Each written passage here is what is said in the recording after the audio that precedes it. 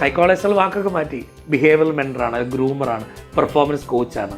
അപ്പോൾ ഇങ്ങനെ ഇപ്പോൾ ഞാൻ തന്നെ ഇപ്പോൾ എനിക്കിപ്പോൾ എത്ര ഡെസിഗ്നേഷൻ ഉണ്ടെന്ന് എനിക്കറിയത്തില്ല. ഇപ്പോൾ സ്പോർട്സിലേക്ക് പോയ സ്പോർട്സ് സൈക്കോളജിസ്റ്റ് എന്നുള്ള ഡെസിഗ്നേഷനിലാണ് ഇപ്പോൾ കേരള ഗവൺമെൻറ്റിൻ്റെ നാഷണൽ ഗെയിംസിലൊക്കെ നമ്മളുണ്ടായിരുന്നത്. അപ്പോൾ ഇവിടെ വേറെ ഫീൽഡിൽ ചെല്ലുമ്പോൾ നമുക്കപ്പോൾ ഞാൻ വിചാരിച്ചത് സൈക്കോളജിസ്റ്റ് എന്നുള്ള ടേം ഒരു പ്രശ്നമാണെങ്കിൽ അതങ്ങ് മുക്കിയിട്ട് നിങ്ങൾ ഒരു ബഡിയായിട്ടോ ഫ്രണ്ടായിട്ടോ നിങ്ങൾ ചങ്കായിട്ടോ ഡൂഡായിട്ടോ എന്തായാലും പുതിയ വാക്കുകളൊക്കെ ഉണ്ടല്ലോ. എന്തുകൊണ്ടാണ് കലാകാരന്മാരെ സപ്പോർട്ട് ചെയ്യാറ്? അതിനൊരു വലിയൊരു സൈക്കോളജിക്കൽ ഫാക്ടറുണ്ട്. ഒന്നൊരു കലാകാരനായിട്ട് നിലനിൽക്കുക എന്ന് പറയുന്നത് അത്ര എളുപ്പമല്ല. കലാകാരൻ എന്ന് പറയുമ്പോൾ തന്നെ ഒന്നൊരു സ്റ്റേബിൾ ഇൻകം അല്ല. ഇപ്പോൾ നമുക്ക് ഒരുപാട് പേര് സ്ട്രഗിൾ ചെയ്താണ് കയറി വരുന്നത്. ഒരു ബ്ലോക്ക് ബസ്റ്ററൊക്കെ പോയി കണ്ട് ഇടിയും ചവിട്ടും മ്യൂസിക്കും എല്ലാം കേട്ടിട്ട് തിയേറ്ററിൽ നിന്ന് ഇറങ്ങുമ്പോൾ നമ്മൾ 150 250 രൂപ കൊടുത്തിട്ട് തിരിച്ചു വരുമ്പോൾ ഒരു 250 രൂപയ്ക്ക് കൺസൾട്ടേഷൻ കിട്ടില്ല. അതേ പറഞ്ഞേ. ഇപ്പോൾ 250 രൂപയ്ക്ക് ഒരു ചെറിയ ടിക്കറ്റിലേക്ക് ഇത് കൊടുക്കാനായിട്ട് ഒരു സിനിമാ പ്രവർത്തകർ, ഒരു സംവിധായകൻ ഒരു 4-5 വർഷം പോക്കാണ് ഒരു സിനിമ കയ്യിലെടുത്ത് കഴിഞ്ഞാൽ. അല്ല ചുമ്മാ പടം കഷ്ടപ്പെടുന്നു, അവരുടെ സ്വപ്നങ്ങളല്ലേ തകർന്നു പോകുന്നേ, എന്നിട്ട് ആ പടം വരുന്ന തിയേറ്ററിൽ എങ്ങും എത്താതെ പോകുമെന്ന് പറയുമ്പോൾ ഇത് തടയാൻ പറ്റില്ല എന്നുള്ള ചിന്തയായിരുന്നു ഉണ്ടായിരുന്നത്. നിലവിലുള്ള പല സങ്കേതങ്ങളും ഉപയോഗിക്കുന്നുണ്ടാവുമെങ്കിലും മനഃശാസ്ത്രം ശരിയായ രീതിയിലേക്ക് ഉപയോഗിക്കപ്പെടുന്ന രീതിയിലേക്ക് മലയാള സിനിമ വന്നാൽ ഒരു പടവും ഞാൻ പറയും തുടക്കം മുതൽ തന്നെ നമുക്ക് എറർ ഇല്ലാതെ ബിൽഡ് ചെയ്യാനും പറ്റും, ഒരു പടവും കൊണ്ടില്ല.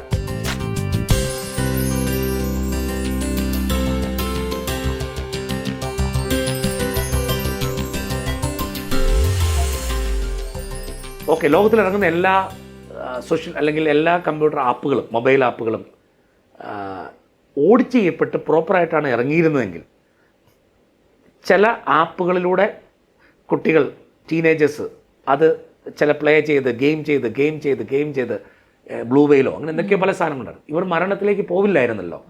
ഈ അടുത്ത കാലം വരെ ആരൊക്കെ ഫ്ലാറ്റിൻ്റെ മുകളിൽ നിന്നൊക്കെ പോയ കേസുകളൊക്കെ വരുമ്പോൾ ഇവരെ ഏതോ മാനസിക പ്രശ്നമുള്ള ഒരു സൈക്കോപാത്ത് ക്രിയേറ്റ് ചെയ്ത, അയാൾ IT ബാക്ക്ഗ്രൗണ്ടുള്ള ആളായിരിക്കാം, ഇയാൾ ക്രിയേറ്റ് ചെയ്ത ഗെയിം ഇയാൾ മേ ബി പ്ലാറ്റ്ഫോമിലേക്ക് രജിസ്റ്റർ ചെയ്തു. ഈ പ്ലാറ്റ്ഫോമിൽ രജിസ്റ്റർ ചെയ്യപ്പെടുന്നതിൻ്റെ ഇൻറ്റൻഷൻ സൊസൈറ്റിയെ തകർക്കുന്നതാണെന്ന് മനസ്സിലാക്കി ഇതിനെ ബ്ലോക്ക് ചെയ്യാനുള്ള ഒരു സംവിധാനം നമുക്ക് ഗ്ലോബലി ഇല്ല.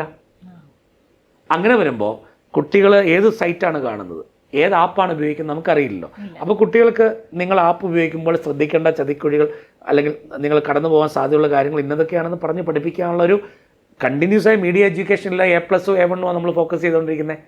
ഇതിനുള്ള പരിപാടിക്കൊന്നും സമയമില്ല. ഉണ്ടെങ്കിൽ തന്നെ ഒന്ന് പേരൻസിനെ ഒന്ന് കണ്ണിൽ പൊടിയിടാൻ വേണ്ടി മീഡിയയുടെ ഒരു ക്ലാസ് എടുക്കും 20 മിനിറ്റ്. ഏത് PTA പൊതുവെ ക്ലാസ്സുകൾ സ്കൂളുകളിൽ നടക്കുന്ന കാര്യമാണ്. അപ്പോൾ ലൈഫ് സ്കിൽസ് ട്രെയിനിങ് പ്രോപ്പറായിട്ട് കൊടുക്കണമെന്നുണ്ട് ജീവിതത്തിൽ പ്രതിസന്ധിയിൽ പിടിച്ചു നിൽക്കാനായിട്ട്. എത്ര സ്കൂൾ കൃത്യമായിട്ട് നടപ്പിലാക്കുന്നുണ്ട്? റിപ്പോർട്ടിലുണ്ട്. അപ്പോൾ എൻ്റെ മക്കൾ പഠിക്കുന്ന സ്കൂളിലടക്കം ലൈഫ് സ്കിൽസ് പ്രോപ്പറായിട്ട് ചെയ്യുന്നുണ്ടെന്ന് ഞാൻ കരുതുന്നില്ല. അത് ഞാൻ തന്നെ 2-3 പ്രാവശ്യം അവരുടെ ഡയറക്ടേഴ്സിനൊക്കെ നമ്മൾ ചില പ്രോഗ്രാം നടത്തുന്ന വരുമ്പോൾ ഒക്കെ നടത്താം, അതൊക്കെ ചിലത് നടക്കുന്നുണ്ടെന്നാണ് പറയുക. പ്രോപ്പറായിട്ടുള്ള കൃത്യമായ കാര്യങ്ങൾ നടക്കുന്നുണ്ടെന്ന് ഞാൻ ഒരുപക്ഷെ ഞാനിപ്പോൾ ചില കമ്മിറ്റികളിലേക്ക് വന്നിട്ടുള്ള ഇനി വരും വർഷങ്ങളിൽ സജസ്റ്റ് ചെയ്യാൻ പറ്റുമെന്ന് ഞാൻ വിചാരിക്കുന്നുണ്ട്. കാരണം എന്ന് വെച്ചാൽ CBSE ICSE അല്ലെങ്കിൽ പല സിലബസുകളൊക്കെ ടൈറ്റാണ്. ഇതിനകത്ത് ഹ്യൂമൻ മൈൻഡിന് പ്രാധാന്യം കൊടുക്കണമെന്ന് ഈ CBSEയുടെ തലപ്പത്തുള്ളവർക്കോ വിദ്യാഭ്യാസത്തിൻ്റെ കേരള ഗവൺമെൻറ്റിൻ്റെ തലപ്പത്തുള്ളവർക്കോ മനസ്സിന് പ്രാധാന്യം കൊടുത്തുകൊണ്ടുള്ള മെൻ്റൽ ഹെൽത്തിന് പ്രാധാന്യം കൊടുത്തുള്ള പുതിയൊരു പാഠ്യപദ്ധതി വേണമെന്ന് ചിന്തിക്കാൻ പറ്റിയിട്ടില്ല എന്നുള്ളതാണ് എനിക്ക് പലപ്പോഴും തോന്നിയുള്ളത്. ഇത് അപ്പം മൊത്തത്തിൽ മാറണമെങ്കിൽ വിദ്യാഭ്യാസ സിസ്റ്റം അടക്കം മാറേണ്ടതുണ്ടാവും. അപ്പം നമ്മൾ ഈ ഒരു യൂട്യൂബ് ചാനലിൽ ചിലപ്പോൾ എനിക്ക് പറയാൻ പറ്റില്ല, ഇത്തരത്തിൽ നമ്മളിപ്പോൾ നമുക്കിത് എക്സ്പ്രസ് ചെയ്യാൻ പറ്റി, കേൾക്കാൻ ചെവിയുള്ളവർ കേൾക്കട്ടെ, കാണാൻ പറ്റുന്നവർ കാണട്ടെ എന്നൊക്കെ പറയാൻ പറ്റുള്ളൂ. അപ്പോൾ എന്തായാലും ഞാൻ ഉദ്ദേശിക്കുന്നത് ഇത്രേ ഉള്ളൂ, എൻ്റെയും മറ്റുള്ളവരുടെയും എല്ലാവരുടെയും മനസ്സെന്ന് പറയുന്നത് അതിസങ്കീർണമാണ്. ഇതിൻ്റെ പോറലുകൾ കേൾക്കുമ്പോൾ നമ്മൾ സർവീസ് ചെയ്യണം. നമ്മളുടെ എല്ലാവരുടെയും ഭാഗത്തുകൾ തെറ്റുകളുണ്ടാവും. തെറ്റ് പറ്റിയവനെ കോർണർ ചെയ്തിട്ട് ഭിത്തിയിലൊട്ടിക്കാനല്ല ശ്രമിക്കേണ്ടത്. അവനും റിഫോർമേഷന് തിരിച്ചു വരാനുള്ള സമയം ഒരുക്കണം. അതാണ് ജയിലിലായിക്കോട്ടെ അല്ല ജീവിതത്തിൽ ഒരു തെറ്റ് പറ്റി പോയ കുട്ടിയെ ആയിക്കോട്ടെ കോർണർ ചെയ്യരുത്. പകരം ഇവൻ എങ്ങനെ തിരിച്ചു വരാൻ പറ്റും, ഇവൾക്ക് എങ്ങനെ തിരിച്ചു വരാൻ പറ്റും. തെറ്റ് പറ്റാത്തവരില്ല. അപ്പോൾ ജീവിതത്തിൽ തെറ്റ് പറ്റിയവൻ അങ്ങ് ഇല്ലാണ്ടാക്കിയേക്കാം, വായിൽ ബോംബിട്ട് അങ്ങ് തീർത്തേക്കാന്ന് വിചാരിക്കപ്പെടുന്നതിന് പകരം അതാണല്ലോ സിനിമകളെല്ലാം കാണിക്കുന്നത്. സിനിമയെല്ലാം കാണിക്കുന്ന നായകൻ വില്ലൻ 5 പേരെ കൊന്നു, നായകൻ ഈ ഇവനെ കൊല്ലാൻ വേണ്ടി 5000 പേരെ കൊന്നു, അതിനുശേഷം ഇവൻ്റെ അടുത്ത് ഇവനെ തീർത്തു. അപ്പോൾ ഇതിലേതാ വില്ലൻ? അപ്പോൾ ഇതിൻ്റെ സ്ക്രിപ്റ്റ് എഴുതുന്ന ആളാരാണ്, ഇതിന് ഡയറക്റ്റ് ചെയ്യുന്ന ആളാരാണ്? ഓക്കെ, അപ്പോൾ ഞാൻ ഉദ്ദേശിച്ചതെന്ന് വെച്ചാൽ അപ്പോൾ അവർ ചോദിക്കുമ്പോൾ എങ്ങനെ കൂടുതൽ ക്രിയാത്മകമായി കൊല്ലാം, അപ്പോൾ സമൂഹത്തിന് പുതിയ പുതിയ ഐഡിയാസ് കൊടുക്കാം എന്ന രീതിയിലേക്ക് പോകുമ്പോൾ എല്ലാ മേഖലയിലും പ്രത്യേകിച്ച് സിനിമ കൂടുതൽ റെസ്പോൺസിബിൾ ആണെന്ന് ഞാൻ പറയുന്നു. ഈ അടുത്ത കാലത്ത് ഇറങ്ങിയ എല്ലാ സിനിമകളും ചോരയ്ക്കാണ് കൂടുതൽ കളർ, അവർ കൈയടി വാങ്ങുന്നുണ്ട്. പക്ഷെ അവർ മൂലം എത്ര കൊലപാതകങ്ങൾ ഉണ്ടാകുന്നുണ്ട്, എത്ര പേർ ജീവൻ ഒടുക്കപ്പെടുന്നുണ്ട് എന്നുള്ളതിൻ്റെ കൃത്യമായ ഓഡിറ്റിങ്ങുകൾ നടത്തപ്പെടുകയും കൃത്യമായ സോഷ്യൽ അറസ്റ്റ് നടത്തപ്പെടുകയും ചെയ്തിട്ടുണ്ടെങ്കിൽ ഈ സിനിമ എല്ലാം അല്ലെങ്കിൽ ഇതെല്ലാം ശരിക്കും നിയമത്തിൻ്റെ മുൻപിലേക്ക് വരേണ്ടതുണ്ട്. ഒരു തമാശ അല്ല, ഒരു രസമുള്ള കാര്യം എൻ്റെ ഒരു സുഹൃത്ത് പറഞ്ഞു, അത് നല്ലതെന്ന് തോന്നിയുകൊണ്ട് മാത്രം പറയാണ്. പറഞ്ഞു വരുമ്പോൾ നിങ്ങൾ സിനിമാ മേഖല ആയതുകൊണ്ടാണോ എന്ന് അറിയത്തില്ല, ഞാനറിയാം സിനിമയുടെ കാര്യങ്ങൾ കൂടുതൽ പറയുന്നത്. പക്ഷേ ഞാൻ സിനിമയെ ഒരുപാട് ഇഷ്ടപ്പെടുന്ന ആളാണ്, സിനിമ കണ്ടാൽ റിലാക്സ്ഡ് ആകുന്ന ആളാണ്, സിനിമ കണ്ട് ഇൻസ്പയർഡ് ആകുന്ന ആളാണ്. പക്ഷേ നമുക്ക് സിനിമ ഒരു സോഷ്യൽ സൈക്കോളജിക്കൽ പ്ലാറ്റ്ഫോമാണ് വിശ്വസിക്കുന്ന ആളാണ്. സിനിമ ഒരിക്കലും അവസാനിക്കില്ല, നല്ല നല്ല സിനിമകൾ ഉണ്ടാണെന്ന് വിചാരിക്കുന്ന ആളാണ്.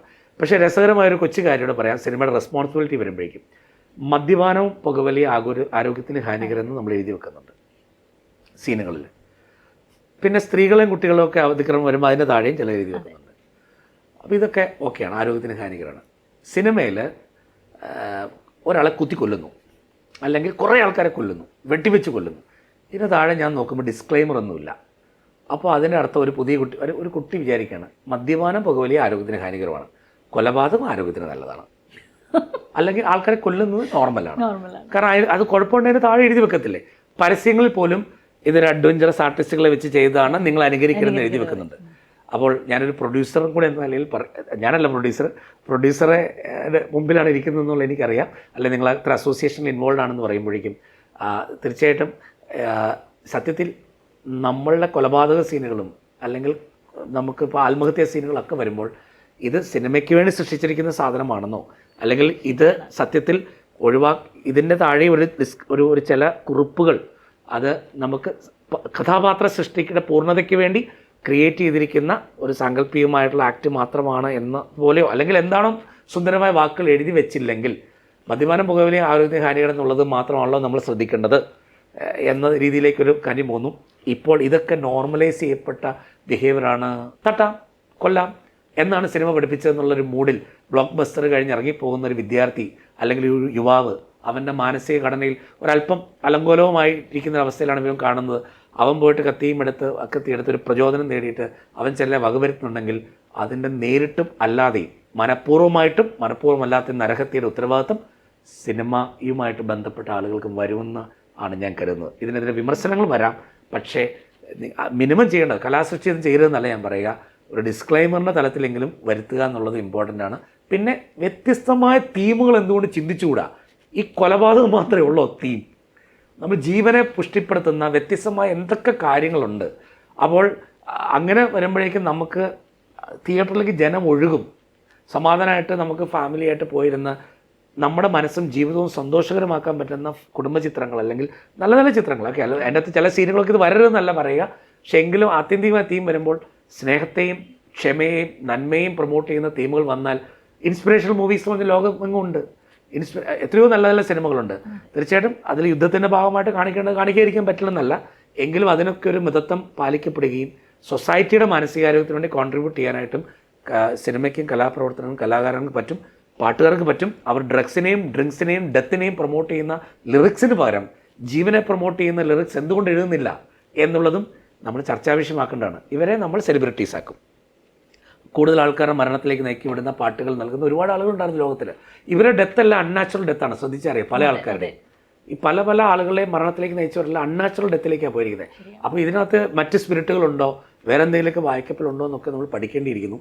ഞങ്ങളുടെ ഫീൽഡിൽ പാരാസൈക്കോളജി എന്ന് പറഞ്ഞിരുന്ന സംഭവം അനിമലിസ്റ്റിക് സൈക്കോളജി എന്നൊക്കെ പറയുന്ന ലെവലിലേക്കൊക്കെ പഠനങ്ങൾ നടക്കുന്നുണ്ട്. ഭൂതപ്രേത പിശാചികളുടെ പഠനങ്ങളും മറ്റ് സ്പിരിറ്റുകളുടെ കാര്യങ്ങളൊക്കെ ആയിട്ട്. പക്ഷേ പോസിറ്റീവ് സൈക്കോളജിയുടെ പുതിയ ഡയമെൻഷനും ഉള്ളതുകൊണ്ട് ഒരുപക്ഷെ ഞാൻ കൂടുതൽ പ്രൊമോട്ട് ചെയ്യുന്നതോ ഞാൻ കാണുന്നതോ എന്തായാലും നമുക്ക് ഇമോഷണൽ ഇഷ്യൂസ് ഉണ്ട്, സങ്കടവും ബുദ്ധിമുട്ടുകളൊക്കെ ഉണ്ട്. നമുക്കാകെ ഒറ്റ ജീവിതമുള്ളൂ. ഇത് പകയും വെറുപ്പും വിദ്വേഷത്തിനും പകരം ക്ഷമിച്ചുകൊണ്ട് സ്നേഹിച്ചുകൊണ്ട് പോസിറ്റീവായിട്ട് ജീവിക്കപ്പെടുന്ന ഒരു വലിയ ട്രെൻഡ് ലോകമെങ്ങും വേറെ രീതി നടക്കുന്നുണ്ട്. എത്രയോ മെഡിറ്റേഷൻസും റിലാക്സേഷൻ പ്രോഗ്രാം ലോകം നടക്കും. അപ്പോൾ നമുക്കങ്ങനെ വരുമ്പോൾ സൊസൈറ്റിയെ, വ്യക്തികളെ ജീവിതത്തിലേക്ക് നയിക്കാൻ പറ്റിയ, പ്രതീക്ഷകളിലേക്ക് നയിക്കാൻ പറ്റിയ, സ്വപ്നങ്ങളുണ്ടെങ്കിൽ നേടാൻ പറ്റുന്ന രീതിയിലേക്ക് ഇൻസ്പയർഡായിട്ട് പോകുന്ന നല്ല ജീവിതത്തിൻ്റെക്ക് ഉണർവ് തരാൻ പറ്റുന്ന രീതിയിലുള്ള തീമുകളുണ്ടാവണം, അങ്ങനത്തെ എഴുത്തുകാരുണ്ടാവണം, അങ്ങനത്തെ ട്രെൻഡുകൾ ലോകത്തിലുണ്ടാകും, പോസിറ്റീവ് ട്രെൻഡുകൾ ഉണ്ടാവണം. അപ്പോൾ അങ്ങനെ ലെവലിലേക്ക് ഈ സോഷ്യൽ മീഡിയയും ട്രെൻഡുകളും മാറി വന്നാൽ ഈ ടെററുകൾക്ക് പകരം ആർക്കും ആരോടും സ്നേഹത്തോടെ ഇടപെടാൻ പറ്റുന്ന സാർവത്രികമായിട്ടുള്ള ഐശ്വര്യം വരുന്ന, മതങ്ങൾ തമ്മിൽ മൈത്രിയുള്ള, വ്യക്തികൾ തമ്മിൽ സ്നേഹിക്കുന്ന, മറ്റൊരാളുടെ നന്മയ്ക്ക് വേണ്ടി ചിന്തിക്കുന്നവരുടെ സംഖ്യകളുണ്ടാകും. രാജ്യങ്ങൾ തമ്മിൽ സൗഹൃദത്തിലാവുന്ന ഒരു മാനവികമായ ഐക്യത്തിലേക്കൊക്കെ നമുക്ക് എത്താൻ പറ്റില്ലേ? ഇത്രയും പറഞ്ഞപ്പോൾ ഒരു കാര്യം ചോദിക്കട്ടെ, പിന്നെ ഈ ഭൂതം പ്രേത പിശാചുകൾ ഉണ്ടോ? എന്താണ് ഡോക്ടറുടെ ഒരു ടേക്ക് അതിനെ വെച്ച്? ഉണ്ടോ ഇല്ലയോ എന്നുള്ളത് അടുത്ത എപ്പിസോഡിൽ പറയുന്നു. ഈ എപ്പിസോഡ് അവസാനിപ്പിച്ചാലോ? അല്ല, അതിനെക്കുറിച്ച് സ്റ്റഡീസ് ഒക്കെ നടക്കുന്നുണ്ടല്ലോ കാര്യമായിട്ട്. ഇപ്പം നമ്മൾ പറയുമ്പോൾ ഇപ്പം പ്രത്യേകിച്ച് ലൂസിഫർ മൂവി വന്നതിന് ശേഷം ഇലുമിനാറ്റി എല്ലാവർക്കും ഒരു കോമൺ ടേമാണ്. അപ്പം നിങ്ങൾ അതിലേക്കൊക്കെ കൂടുതൽ ഇതിനകത്ത് അനിമലിസ്റ്റിക് സൈക്കോളജിയുടെ ഡയമെൻഷൻസിലേക്ക് വരുമ്പോഴത്തേക്കും ഇതെല്ലാം മനസ്സിൻ്റെ പ്രതിഭാസമായിട്ടാണ് വരുന്നത്. അപ്പോൾ ഭൂതപ്രേത പിശാച് എന്ന സ്പിരിച്വൽ ഡയമെൻഷനിൽ വരുമ്പോൾ ഈവിൾ സ്പിരിറ്റ് ഉണ്ടെന്നും ഹോളി സ്പിരിറ്റ് ഉണ്ടെങ്കിൽ ഈവിൾ സ്പിരിറ്റ് ഉണ്ടെന്നുള്ളതാണ്. അപ്പം സൈക്കോതെറപ്പി ആവശ്യം വരുന്ന ഡിസോർഡേഴ്സിൽ ഇപ്പം നമ്മൾ ശരിക്കും പറഞ്ഞാൽ സൈക്കോളജിയുടെ അണ്ടറിൽ നമുക്ക് പല ഡിസോർഡേഴ്സിൻ്റെ ആസ്പെക്ട്സിലേക്കും ഇപ്പം പ്രേതബാധ പോലെ ആൾക്കാർ സംസാരിക്കപ്പെടുന്ന, ഇപ്പോൾ നമുക്ക് പൊസഷൻ പോലത്തെ ലെവലിലേക്കുള്ള വരുന്നത് ഡിസോർഡർ ലെവലിലേക്ക് നമുക്ക് കണക്ട് ചെയ്യപ്പെട്ടിട്ടുണ്ട്. ഇതേ സംഭവം തന്നെ സൈക്കോളജിയിലും പഠിച്ചിട്ടുള്ള സൈക്യാട്രിസ്റ്റുകളും സൈക്കോളജിസ്റ്റുകളായിട്ടുള്ള ആൾക്കാർ വർക്ക് ചെയ്തിട്ടുള്ള ഭൂതോച്ചാടന കേസുകൾ പോലെ പൊസസ്ഡ് ആവുന്നതിനകത്ത് പല പൊസഷനും അതിനകത്ത് രണ്ട് സ്റ്റഡീസ് ഇപ്പോൾ ഉണ്ട്. പല പൊസിഷനും യഥാർത്ഥത്തിൽ മെൻ്റൽ ഡിസോർഡറിൻ്റെ ഡയമെൻഷനിൽ തന്നെയാണ് പറയുന്നതെങ്കിലും ചില പൊസിഷൻസ് മെൻ്റൽ ഡിസോർഡറിൻ്റെ ഡയമെൻഷനിൽ അല്ല എന്ന് വാദിക്കുന്നവരുണ്ട്. ഡിബേറ്റ് നടക്കുന്നുണ്ട്. ഈ ഡിബേറ്റിൻ്റെ ഭാഗം തന്നെയാണ്. അപ്പോൾ ഉണ്ടെന്ന് പറയുന്നവരും ഇല്ലെന്ന് പറയുന്നവരുണ്ട്. പക്ഷേ അതായത് ചില ഈ നെഗറ്റീവ് സ്പിരിറ്റ് ബാധിക്കാൻ സാധ്യതയില്ല എന്ന് പൂർണ്ണമായിട്ട് പറയുന്നവരും, എന്നാൽ നെഗറ്റീവ് സ്പിരിറ്റ് ഉണ്ട്, ഈവിൾ സ്പിരിറ്റ് നമ്മളുടെ ചിന്തകളെ വികാരങ്ങളെയൊക്കെ സ്വാധീനിക്കുമെന്ന് പറയുന്ന കേസുകളുണ്ട്. പക്ഷെ ഒരു കാര്യം ഉറപ്പാണ്, ഒരു ഭൂതത്തിനോ പ്രേതത്തിനോ നേരിട്ട് വന്നിട്ട് നമ്മളെ എടുത്തടിച്ച് കൊക്കയിൽ കൊന്ന് അങ്ങനെയൊക്കെ പറയുന്ന കേസുകളൊന്നും ധൈര്യമായിട്ട് പേടിക്കണ്ട. കാരണം ഞങ്ങളുടെ അധ്യാപകൻ ഭൂതം ഉണ്ടെന്ന് പ്രേതം ഉണ്ടെന്ന് പറഞ്ഞ വീട്ടിൽ 2-3 ദിവസം വെറുതെ കിടന്നിട്ടും ഞാൻ ആരെയും കണ്ടില്ലെന്ന് പറഞ്ഞിട്ട് എന്നെ ആരും പിടിച്ചില്ലെന്ന് പറഞ്ഞ് വന്ന കേസുകളൊക്കെ ഉണ്ട്. കൂടുതലും നമുക്ക് യക്ഷിക്കഥകളിലൂടെ കാര്യങ്ങൾ ഡെവലപ്പ് ചെയ്തിട്ട് വരുന്ന സംഭവമാണ്. ഇതിനകത്ത് പറയുന്ന പ്രധാനപ്പെട്ട കാര്യം, പഠനങ്ങൾ നടക്കുന്നുണ്ടെങ്കിലും ആരും പൂർണ്ണമായിട്ട് ഇതുണ്ടെന്നോ ഇല്ലെന്നോ പറയുന്നുണ്ടെങ്കിലും ഞങ്ങളുടെ വർഗം സൈക്കോളജിസ്റ്റുകളുടെ കൂടുതൽ നിഗമനങ്ങളും പോയിരിക്കുന്നത് ഇത് മനസ്സിൻ്റെ സൃഷ്ടികൾ തന്നെയായിട്ടും നമ്മൾ കേട്ട മുത്തശ്ശി കഥകളിലൂടെയൊക്കെ വരുമ്പോഴേക്കും ഓക്കെ അവിടെ നിൽക്കുന്ന ഒരാൾ അവിടെ പ്രേതം എന്നെ നോക്കി നിൽക്കുന്നു, പകൽ നോക്കുമ്പോൾ അറിയാതെ വാഴത്തട നിൽക്കുന്നതാണ്. അപ്പോൾ ഇങ്ങനെയുള്ള ഭയങ്ങൾ ഡെവലപ്പ് ചെയ്ത് നമ്മുടെ ഉള്ളിൽ ഒരു ഭയം കിടപ്പുണ്ട്. ഈ ഭയത്തിൽ നിന്ന് പലപ്പോഴും നമുക്ക് നമ്മുടെ തോന്നലുകളായിട്ട് തന്നെയാണ് ഇത് വരുന്നതായിട്ടാണ് നമുക്ക് കൃത്യമായിട്ട് പഠനങ്ങൾ വരിക. ഇതിനെ ഒന്നും ആരും കണ്ടിട്ടില്ലാത്തതുകൊണ്ടും ഇനി ആരെങ്കിലും അഥവാ കണ്ടിട്ടുണ്ടെങ്കിൽ തന്നെ നമുക്ക് പിന്നെ ഇതൊരു ഭയങ്കര രസമുള്ള, നമുക്ക് ഇതിനെക്കുറിച്ച് ഉണ്ടെന്ന് വിശ്വസിക്കാനാകുള്ള ആൾക്കാർക്ക് ഇഷ്ടം. അപ്പോൾ അത്തരം കഥകൾ വരുന്നത് എനിക്ക് ഭ്രമരത്തിൽ പോലും നമുക്ക് ഈ പറഞ്ഞ പോലെ ചാത്തൻ വന്നിട്ട് മനുഷ്യരൂപം ധരിച്ചു പോകുന്ന പോലെയൊക്കെയാണ്. ഇനി അഥവാ ഉണ്ടെങ്കിൽ തന്നെ ഇവരെക്കാളും മോശമായിട്ടുള്ള അവസ്ഥയെ മനുഷ്യർ ജീവിക്കുന്നുണ്ട്. അഥവാ ഭൂതപ്രേത പിശാചങ്ങളെക്കാളും ഒരു രീതിയിൽ ഒട്ടുപോകാൻ പറ്റാത്ത രീതിയിലുള്ള വ്യക്തിത്വങ്ങൾ നമ്മുടെ ഇവിടെ തന്നെയുണ്ട്. ചില ആൾക്കാർ കണ്ണാടി നോക്കിയാൽ മനസ്സിലാവും അവരാണോ ഭൂതപ്രേതം. ചില സമയത്ത് നമ്മുടെ പെരുമാറ്റം അങ്ങനെ പോകാറുണ്ട്. പക്ഷേ ഒരു ഹോളി സ്പിരിറ്റിൻ്റെ സ്പിരിച്വൽ സ്ക്രിപ്റ്റേഴ്സിൻ്റെ ആസ്പെക്ട്സിലേക്ക് വരുമ്പോഴേക്കും നമുക്ക് ഹോളി സ്പിരിറ്റ് ഉണ്ടെങ്കിൽ ഈവിൾ സ്പിരിറ്റും ഉണ്ട് എന്ന ഡയമെൻഷൻസ് നമുക്ക് പ്രത്യേകിച്ച് ഒരു ചർച്ച് ലെവലിൽ, കാത്തലിക് ചർച്ചിൻ്റെ ലെവലിലൊക്കെ ഭൂതോച്ചാടകർ സ്പെഷ്യലിസ്റ്റുകൾ തന്നെ ഉണ്ട്. അവർ സൈക്കോളജിസ്റ്റുകളുമാണ്. പക്ഷെ അത് സൈക്കോളജി ഡയമെൻഷൻ അല്ല, ഇത് വേറെയാണെന്ന് തന്നെയാണ് അവരുടെ പഠനങ്ങൾ പറയുക. ഞാനും അതിനെക്കുറിച്ച് കൂടുതലായിട്ട് പഠിച്ചുകൊണ്ടിരിക്കുകയാണ്. അപ്പോൾ ഇത് കേട്ടുകൊണ്ടിരിക്കുമ്പോൾ ആൾക്കാർക്ക് കൺഫ്യൂഷൻ ഉണ്ടെങ്കിൽ തൽക്കാലം ഇനി ഒരു അറിയിപ്പുണ്ടാകുന്നവരെ ഒരു ഭൂതപ്രേത പിശാചുകൾ നിങ്ങളെ ബാധിക്കുന്നതല്ല. ഡിസ്ക്ലെയിമറാണ്. കുറച്ച് കാലം കഴിയുമ്പോഴത്തേക്ക് ഉണ്ടെങ്കിൽ നമുക്ക് അറിയിക്കാം. നമ്മൾ ഒരുപാട് സമയം തോന്നുന്നു ഇരുന്ന് സംസാരിക്കണോ? ഡോക്ടറാണ് സംസാരിക്കണം, ഞാൻ ഇരുന്ന് കേൾക്കുകയാണല്ലോ. നല്ലൊരു ചോദ്യം ഇട്ട് കഴിഞ്ഞ് കഴിഞ്ഞാൽ ഈ മനഃശാസ്ത്രം എന്താണ് എത്ര പറഞ്ഞാൽ തീരാത്തതുകൊണ്ടും എൻ്റെ പാഷനായ സബ്ജക്റ്റ് ആയതുകൊണ്ടും പിന്നെ ഇൻ്റർവ്യൂ ചെയ്യുന്ന ആളും എടുക്കുകയാണ് ഒരൊറ്റ ചോദ്യത്തിനകത്ത് വേണ്ടതെല്ലാം മേടിക്കാന്നുള്ളത്. അതുകൊണ്ട് ഞാൻ സംസാരിച്ചു പോയെങ്കിൽ അത് ഇന്റർവ്യൂവറും എടുക്കാണ്. എന്നാൽ ഞാൻ ഒരു ചോദ്യം കൂടെ ചോദിച്ചു, പിന്നെ ഞാൻ ഫ്രീ ആക്കി തരാം. ഒന്നുമില്ല, ഇത് ഇത്രയും സംസാരിച്ചു നമ്മൾ. ഡോക്ടർ ഈ പെർഫോമൻസ് കോച്ച് എന്ന രീതിയിലോ എന്തായാലും പറയേണ്ടത് എനിക്കറിയില്ല, ഈ സ്പോർട്സിലും അതിന്റെ ഭാഗമായിട്ട് നിന്നിട്ട് അങ്ങനെ CCLന്റെ ഭാഗമായിട്ടാണോ ലാലേട്ടൻ, നിവിൻ പോളി, അതേപോലെ നമ്മൾ കേരള ക്രിക്കറ്റിൽ നിന്ന് ഇന്ത്യൻ ക്രിക്കറ്റിലേക്ക് പോയിട്ടുള്ള ശ്രീശാന്ത്, ടിനു യോഹന്നാൻ, സഞ്ജു സാംസൺ അല്ല, ഇവരൊക്കെ ഇങ്ങനെ ടച്ച് ചെയ്ത് പോയിട്ടുണ്ട്. അപ്പൊ ആ ഒരു ഇത് എങ്ങനെയാണ് സ്പോർട്സിലേക്ക് ഇതിന്റെ ഒരു ആപ്ലിക്കേഷൻ ജേർണി? അത് ഞാൻ അതിനകത്ത് പറയുമ്പോൾ ഞാൻ പ്രൊഫഷണൽ സ്പോർട്സ് ബാക്കപ്പ് ഉള്ള ആളല്ലെങ്കിലും സ്കൂളിലും കോളേജിലും ഒക്കെ ക്രിക്കറ്റ്, ഫുട്ബോൾ അടക്കമുള്ള എല്ലാ ഇത്യാദി കാര്യങ്ങളും കളിക്കാൻ അവസരം കിട്ടിയൊരു നാട്ടുമ്പുറക്കാരനും എന്താണ് ഒരു ഈ വേൾഡ് കപ്പുകളും ഇതെല്ലാം കൃത്യമായിട്ട് വാച്ച് ചെയ്ത് എൻ്റെ ഫാദറിൻ്റെ കൂടെ ഇരുന്നതെല്ലാം കണ്ടിരുന്നത് എല്ലാ കളികളും അറിയാം, എല്ലാ കളി നിയമങ്ങളും അറിയാം. സൈക്കോളജിയിലേക്ക് വന്നപ്പോൾ ഞാൻ വിചാരിച്ചു ഇത് സ്പോർട്സിൽ ശരിക്കും ഇതിന് നല്ലൊരു, അപ്പോൾ സ്പോർട്സ് സൈക്കോളജി ഇന്ത്യയിൽ പഠിക്കാനുള്ള ഓപ്ഷൻ ഒന്നുമില്ല. അപ്പം ഞാൻ ബേസിക്കലി ഒരു സ്പോർട്സ് ബാക്ക്ഗ്രൗണ്ട്, ആർട്സ് ബാക്ക്ഗ്രൗണ്ട് പോലെ തന്നെ സ്പോർട്സ് ബാക്ക്ഗ്രൗണ്ടും സ്കൂൾ ലെവലിൽ ഡിസ്ട്രിക്റ്റിലൊക്കെ മത്സരിക്കാനൊക്കെ പോയിട്ടുണ്ടെന്നുള്ളതല്ലാണ് അത്ര പഴയ എക്സ്പോഷറാണ്. കൂടുതലൊന്നും വിചാരിക്കേണ്ട, ഒരു ലെവലിലേക്ക് പോയില്ല. ഒളിമ്പിക്സ് ഒക്കെ കണ്ടിട്ടേ ഉള്ളൂ, ഏഷ്യൻ ഗെയിംസ് കണ്ടിട്ടേ ഉള്ളൂ. അപ്പോൾ അങ്ങനെ വന്നപ്പോൾ സൈക്കോളജി വരുമ്പോഴത്തേക്ക് എനിക്ക് ഈ പെർഫോമൻസ് ആളുകളെ ഡെവലപ്പ് ചെയ്യുന്നതിൽ മനസ്സിൻ്റെ പ്രാധാന്യത്തെക്കുറിച്ചുള്ളതാണല്ലോ എൻ്റെ എല്ലാ കാലത്തും ഒരു ചിന്ത. അപ്പോൾ ഞാനിത് എങ്ങനെ സ്പോർട്സിൽ അപ്ലൈ ചെയ്യാമെന്ന് വിചാരിച്ച് വന്ന സമയത്താണ് ഈ 2008 ആദ്യമായിട്ട് IPL വരിക, 2020 IPL വന്നപ്പോഴേക്കും എനിക്ക് മനസ്സിലായി പല രാജ്യങ്ങളിൽ നിന്നുള്ള ആൾക്കാരാണ്. തീർച്ചയായിട്ടും ഒരു സ്ട്രെസ് വരും, സ്ട്രെയിൻ വരും, നമുക്കിത് അപ്ലൈ ചെയ്യാൻ പറ്റും എന്നുള്ളതാണ്. ഒരു കണക്ഷനും ഇല്ല. ഈ നമ്മൾ വിശ്വസിക്കുന്നതനുസരിച്ച് നമുക്ക് ശ്രമിക്കാമല്ലോ, ശ്രമിച്ചിട്ട് പോയാൽ പ്രശ്നമൊന്നുമില്ല.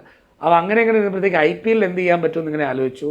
അപ്പോഴേക്കും ഞാൻ ഒരു പ്രപ്പോസലും കാര്യങ്ങളൊക്കെ ഉണ്ട്. എനിക്കപ്പം ഇതിലേക്ക് വരാൻ കാരണം ചക് ദേ എന്ന് പറഞ്ഞ സിനിമ കണ്ടതാണ്, ശക്തമായിട്ട് വരാൻ.